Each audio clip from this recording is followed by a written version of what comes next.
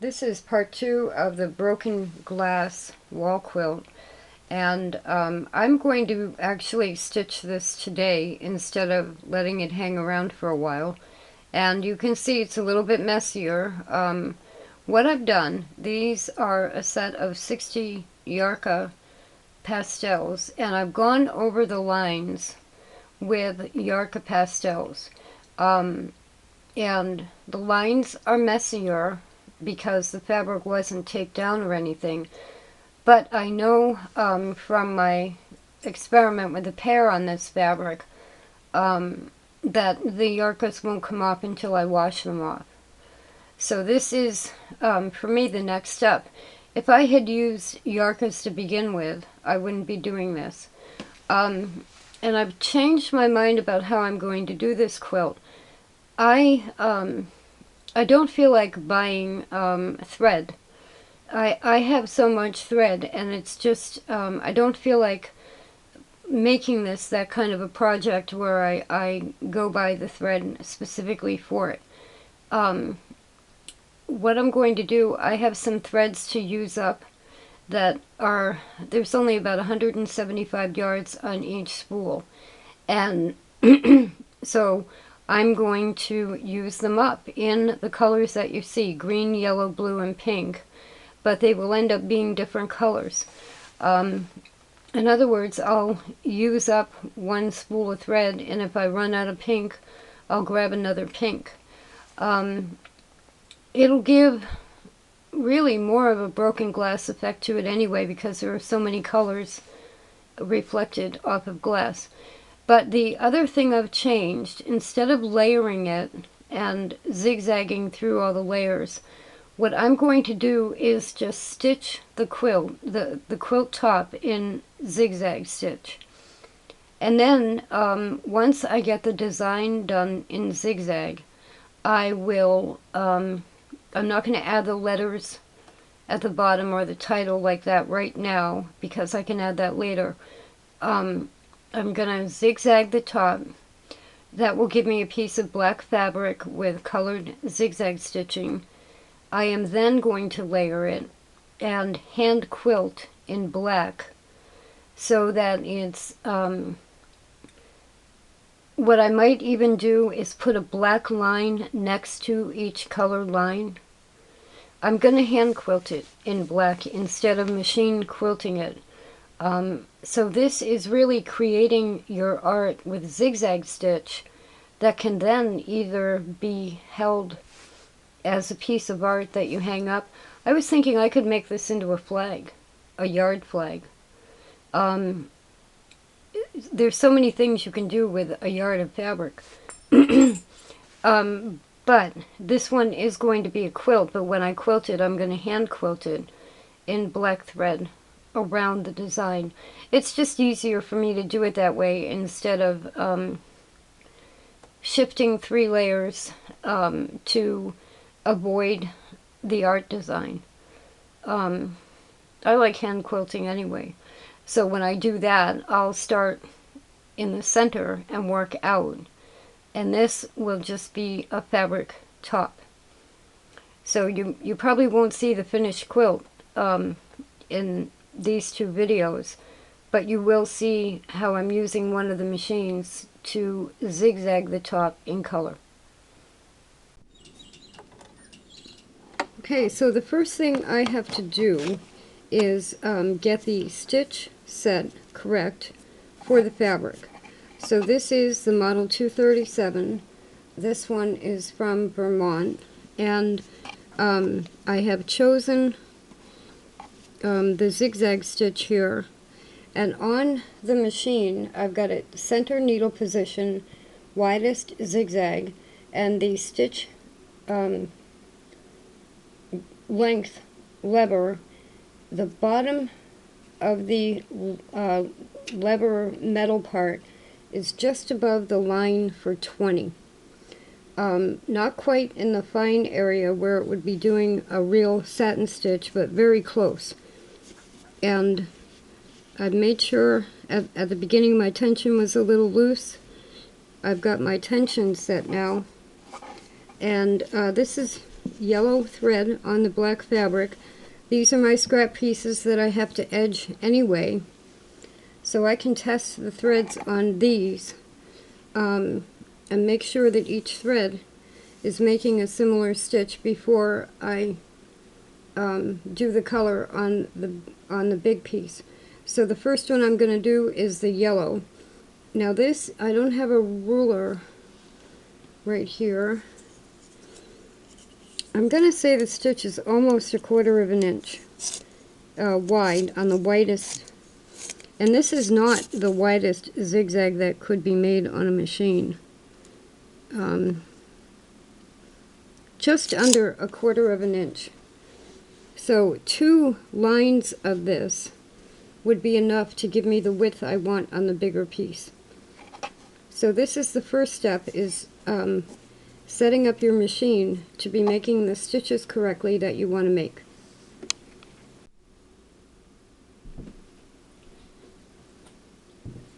Now you're going to see with this, it's very messy. The fabric is messy, and chalk is going everywhere. Now the other thing you're going to deal with this, and this is, I'm glad I went over it with the yarkas, is that the zigzag stitch I'm doing actually goes fairly slow. So this is going to take a few minutes.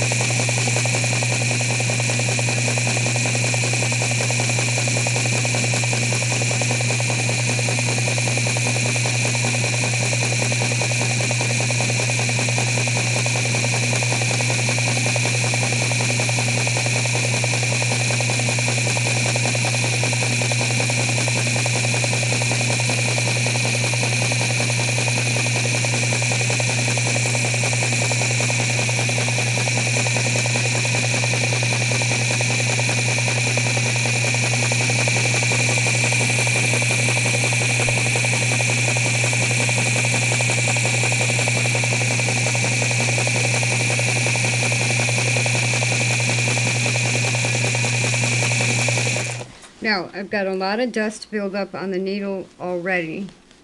The stitches are fairly consistent. There's one, it looks like they opened up a little bit on that one corner, but I don't want to go tighter because then I would be at a satin stitch, which is really going to take some time and a lot of thread. So I'm looking for like a middle balance. And I just have to get the foot pedal position.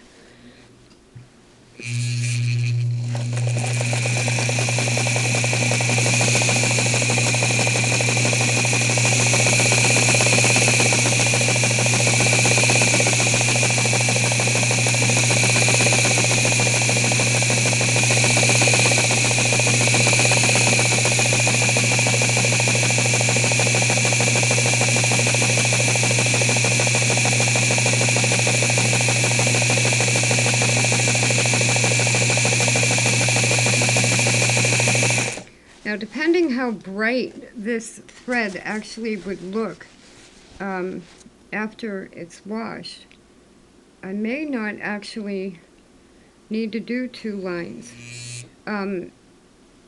If I can get the brightness to be what the original drawing was, then I wouldn't need the thickness of the lines I had.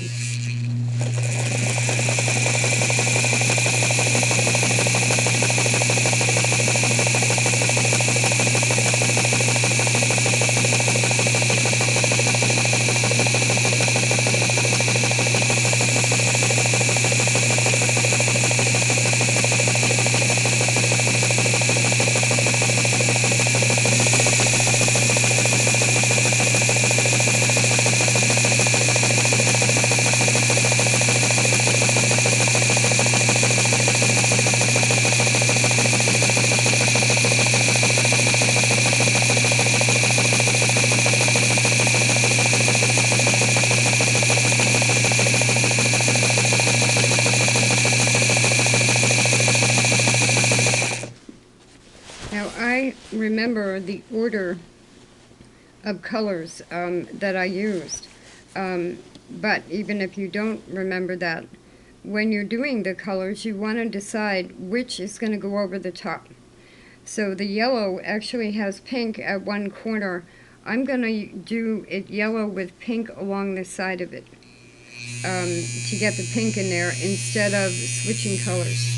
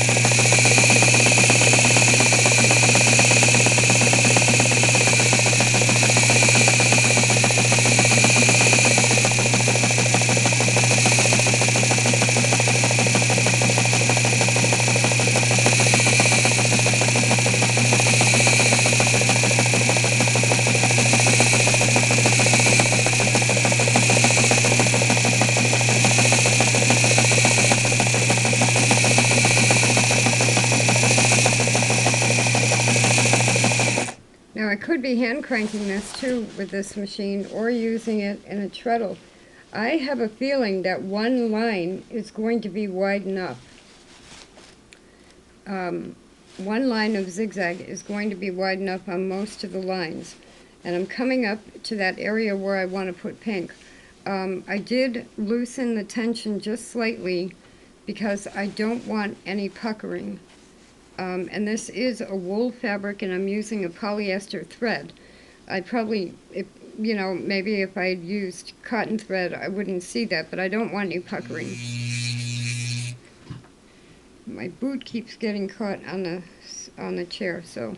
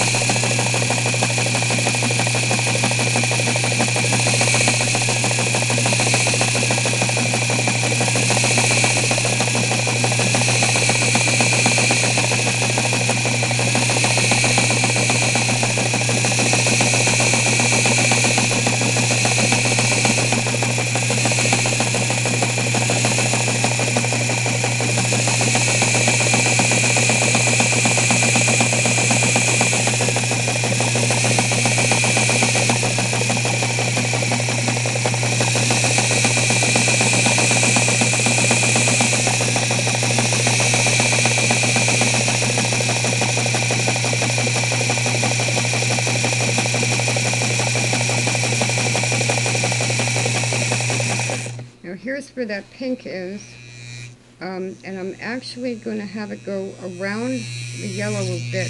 So this is how you can change the art as you do this.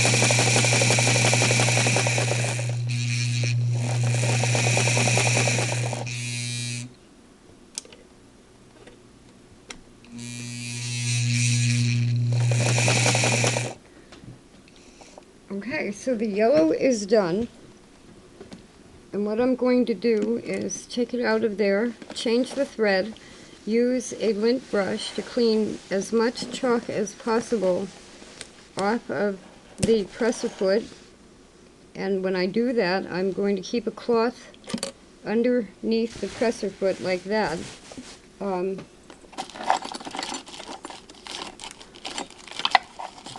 can find a lint brush.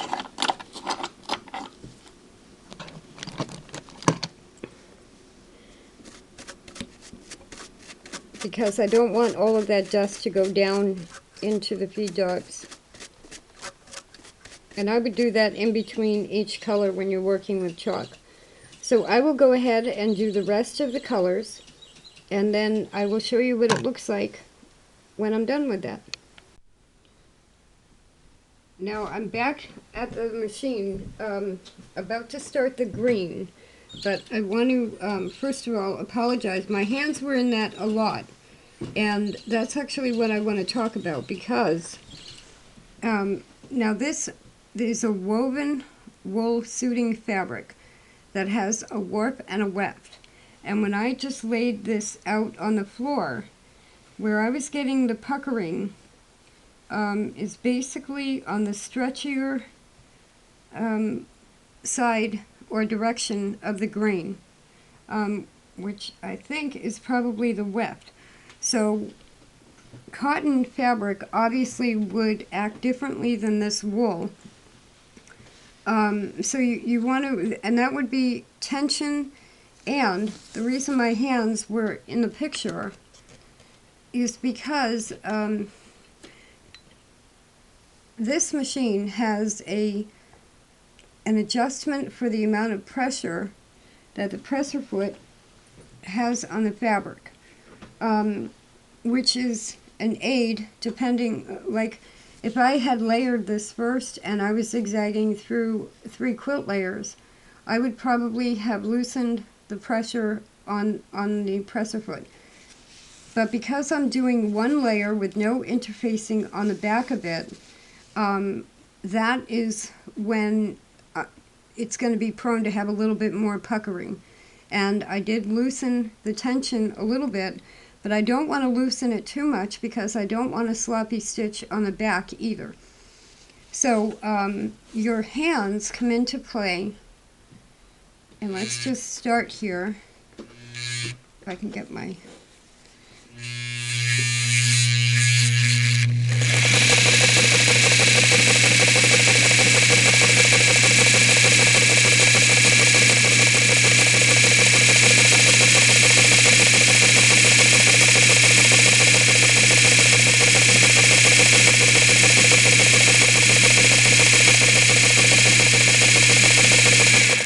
Now, if I pull too much on the fabric, and I'm not really getting too much puckering, pressing and when I do layer it and hand quilting, that will all fall into place. But I have to be able to stretch it just a bit, not to change how the feed dogs are working, more for guiding the direction, but also to try and control that puckering when I'm going in a direction that's on the bias. I couldn't think of the word. You don't want to really stretch it, but you want to keep it straight and flat so that it acts more like it's not on the bias.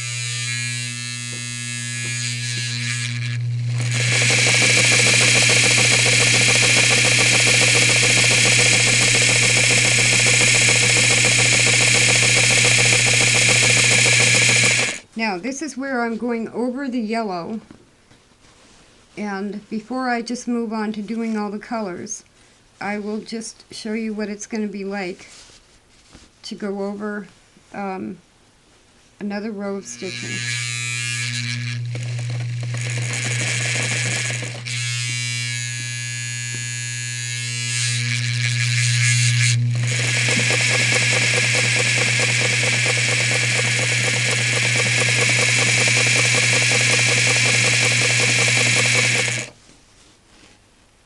So it went over it well. I'm a little bit off of my line, but not so much that I can't correct that. So because of the bump of the stitching, it kind of got pushed to the side a little bit, and you want to avoid that if possible.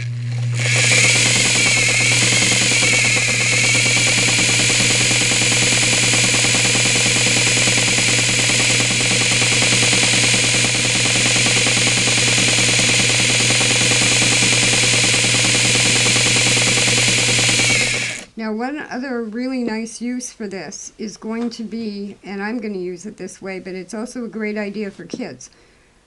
I'm going to have to press this to get the stitching, any puckering at all. I'm going to flatten that out, pin it, hand quilt it, and bind it. When it's done, this then becomes a coloring page. I don't know if you've seen them, but Spirograph makes Spirograph coloring books that are completely intensive. But you can make a coloring book page for the yarkas, or if you do it in crayon and then heat set the crayon, it could be a permanent design. All more aspects of art. So if I get the lines on here and I've got my basic broken glass design, I can then take the yarkas and fill in a square if I feel like it. And because the yarkas are washable, I can color the whole thing, throw it in the wash, and do it again. And yet still have the original art piece, which is called broken glass. So when we all growing up, going to the beach, we used to pick up beach glass.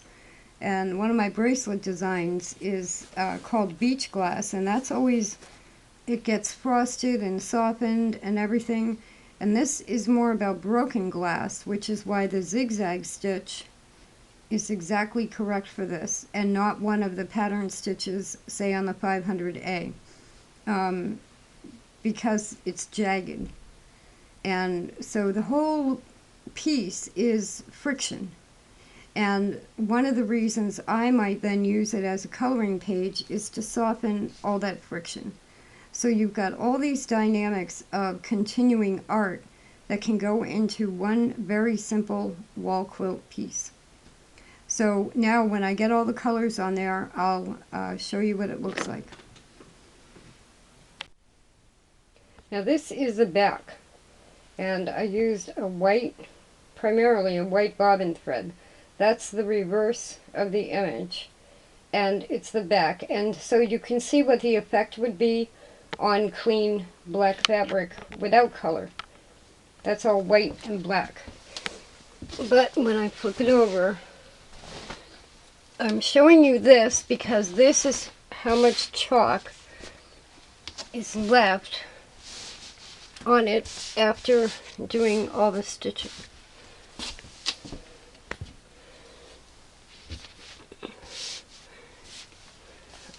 Not a lot. There's not a lot of chalk left on that.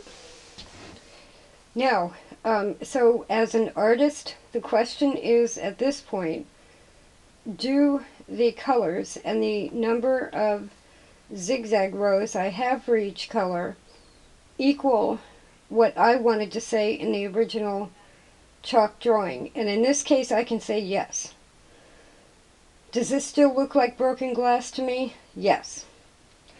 So now what I can do is wash it, press it, and then at the next stage would be to layer it and hand quilt it. But let me go ahead and wash it. I won't press it, but let me go ahead and wash all that chalk off, and I can show you what it looks like a little bit cleaner. I may rewrite the title Broken Glass a little bit differently, a little bit more straight at the bottom, and I may go ahead and put that in zigzag.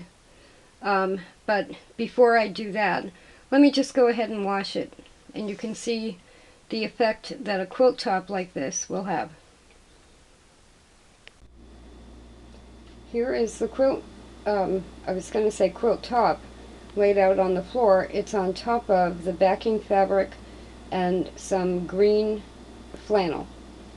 I'm using very thin flannel, an old flannel sheet as a matter of fact. There's the backing fabric and the flannel. I've got the backing fabric taped to the floor to keep it flat. I've layered the 3 pieces, and now I'm going to go through and pin it and keep it pinned like that until I hand quilt it. Now, another option that I thought of while I was washing this is to take a machine and just go inside each of these shapes. I could machine quilt it. I think I want to hand quilt this one. So this would be a lot of stopping and starting with a machine, but you could just use black thread and quilt on the inside of the shapes until you get outside the main shape, and then you could just go around in a square or a diagonal, any kind of a quilting pattern, whether it's by machine or by hand. So the actual zigzagging took me about 2.5 hours. I was at it for 3 hours, but I was making videos. So 2.5 hours plus maybe 20 minutes to draw the initial drawing. And I did not put broken glass on there yet because I've decided I'm going to wait until I finish it. And I didn't want the words I didn't want the words competing with the design right now. So 3 hours total, probably, drawing, zigzagging, and then however you quilt it, either machine would be faster, or like I'm going to do, hand quilting. I like it. Now I have the black one all pinned, and here's another one, and I think you can tell it's like a magenta red, orange, and a turquoise blue. This one is called Wired. The telephone line, the iron shapes and ironing. I almost called it sewing because there's a shape of a tailor's ham and rulers, but it's really wired, and how we depend on wiring. But this one is already layered. I had the green fabric, I folded it in half, I put flannel in between the two, and it's a little wrinkled because I was moving it around as I drew this. But now what I'm going to do is pin this one, and on this one, when I do the zigzag, I'll be going through all 3 layers. And I will have to lighten the tension quite a bit probably to go through all 3 layers. But you see how I almost was going to make like a Celtic knot because I'm Irish, but it ended up being wired. Just one other note on this, excuse me. On the pastels on this one are the Design New pastels, which now are made by Prismacolor, and you can find them at Dick Blick. I have multiple color threads that come with about 175 or 200 yards to each spool, and I figured I should be able to do 2 like of the triangle shapes with at least 1 spool. This doesn't take as much thread as it looks like it takes, is what I'm saying. And we'll see how this one comes out. Green and orange are Irish colors. I might lighten the turquoise. It's a turquoise blue in the center. I might lighten that. I might use 2 shades of orange and red magenta. But, and I'm not going to go any further with these videos. I just wanted to show you that you can really make an impact wall quilt with chalk.